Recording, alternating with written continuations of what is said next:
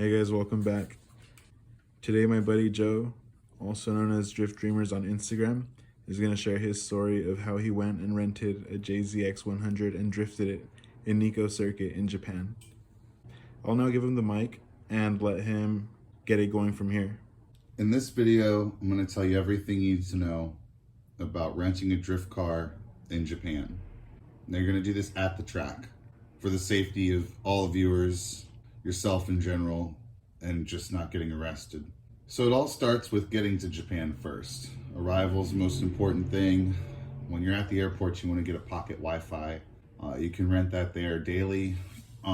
That's going to basically be your lifelink if you can't get a SIM card or some kind of way to get Wi-Fi or internet access. You need to plan ahead for this kind of thing. I actually rented a bunch of cars while I was there. Sports cars. You can rent a regular car, a Kia car, but you definitely have to rent a car. It'll be really difficult to take a set of trains and then a bus to get to Nikko Circuit, as Nikko Circuit's a good 3 to 4 hour drive by car north of Tokyo.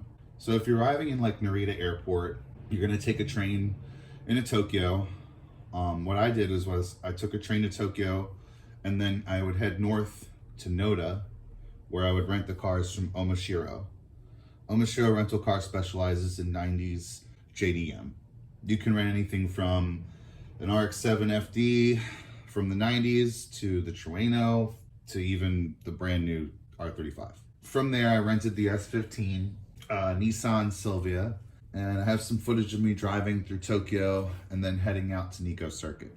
You will need a Japanese international driver's license to be able to do this. So you have to apply for that through AAA before leaving for your trip. So you do have to plan ahead as far as rental cars and having a license to operate those vehicles. It's not a really difficult process. It's $20 and you can do it at any local branch of AAA nearby. Keep in mind, when you're driving outside of Tokyo, there's going to be a lot of highways and freeways that they charge you, and the tollways can get a little bit difficult to navigate, along with, whatever Japanese GPS you may be dealing with in the car. So that's why it's important to have the Wi-Fi on board. Countryside Japan is totally different than Tokyo. We're talking about going outside the outskirts of the main city. The language barrier grows when there's going to really speak English. So when you arrive at the track, be prepared to have a little Japanese under your belt, because things can be a little bit difficult for you. At least have Google Translate on you. So when arriving at the Nikko Circuit, I met up with the gentleman who was providing the drift car for that day. So through this service, it's not provided at the track. This is someone who actually drove a car to the track for me to drive. It was set up through a friend of mine that I spoke to before getting to Japan. Now the whole entire thing costs about $1,800 for the day in US. I think I got a little bit of that money refunded because I did not go through all my tires that day. You can see in some of the footage, it's a little bit difficult to get the hang of at first. Nikko Circuit's turns are a little bit wider in some areas and longer, and they don't really look lightly upon new drivers doing things like manjis, even drifting the last portion of the track that kind of faces like the audience and the entrance to the track. They kind of frown upon drifting there as well. So it's difficult to say without knowing your experience in driving, and then it's also hard to try to pin where you would stand amongst the other drivers in Japan. So with track etiquette in mind, if you're spinning out a lot, you need to either just stay out of the way or get off the track. You need to know where to place yourself amongst the classes of drivers. So it starts at beginners, I think, then goes to an intermediate, and then advanced. I think there's only 3, maybe 4. The 4th might have been professional. I don't know if anybody entered professional that day at the track. There were really amazing drivers there. There were some in advance. I entered intermediate, and I think I could have maybe went up a little bit as some of the drivers in front of me were slowing down. There was an S2000 that kept going to the side on the track.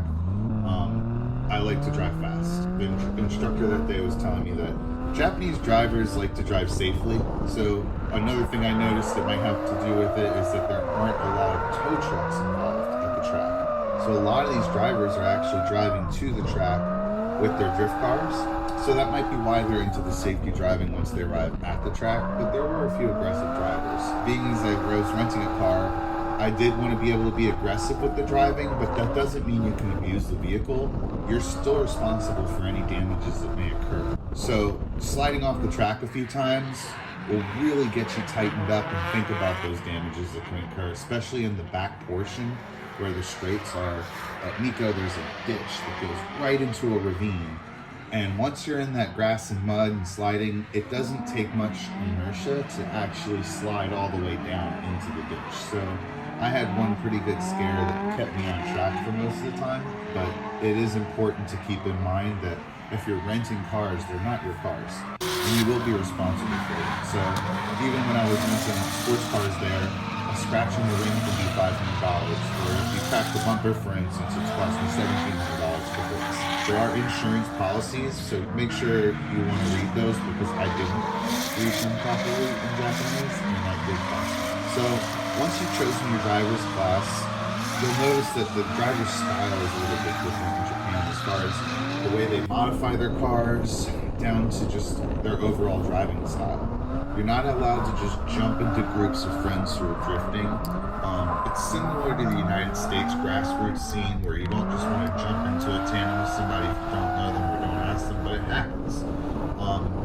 For the most part, track etiquette is discussed with everyone.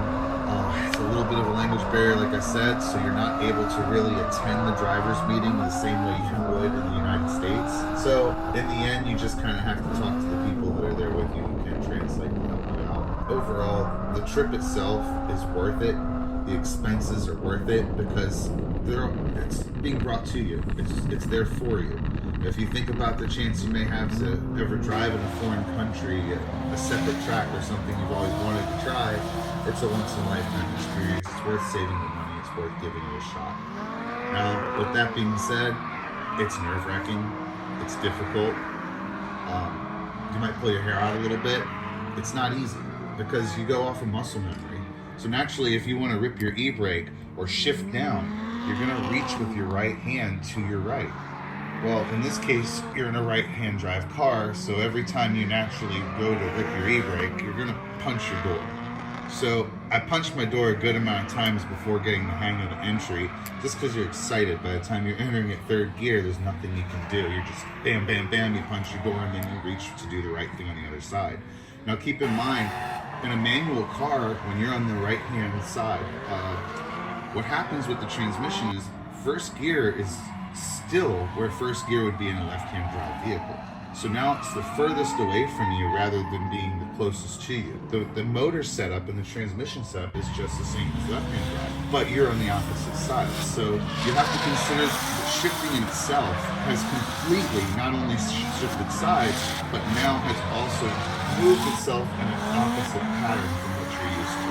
So there are a few things you do need to get used to when it comes to driving. And when I was also saying about the styles and things that they do that mod differently, the e-brakes aren't hydros. You've got the e-brake with a little button to keep it from staying stuck up. And that's about it. And it's in stock position, stock e-brake on most of those there. So it's things like that you have to get used to.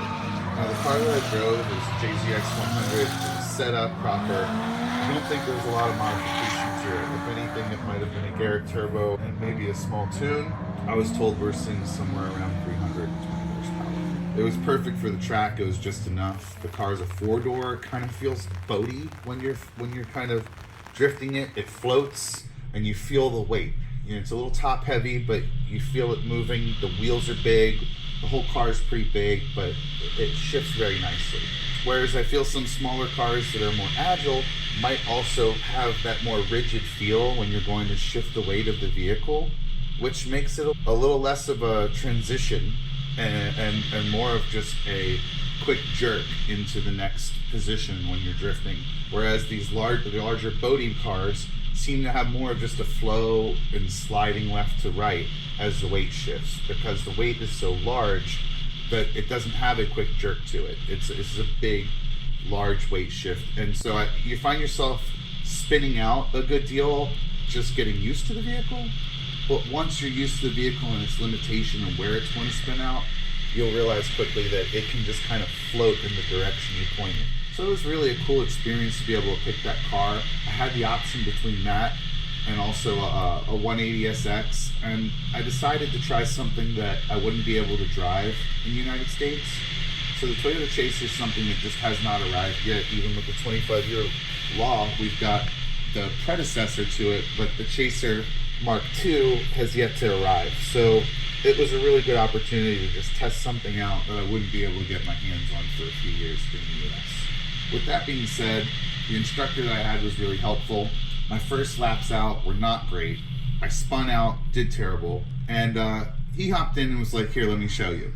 And he just kind of gave me a lap or two with him driving and just kind of showed me what to do where. And from there, I just started to kind of like ease down. I think a lot of the nervousness that was setting in was just making it difficult for me to drive. And that's a big part about renting a car somewhere else and it not being yours, you being in a foreign country, on a track that you're not familiar with other drivers you're not familiar with.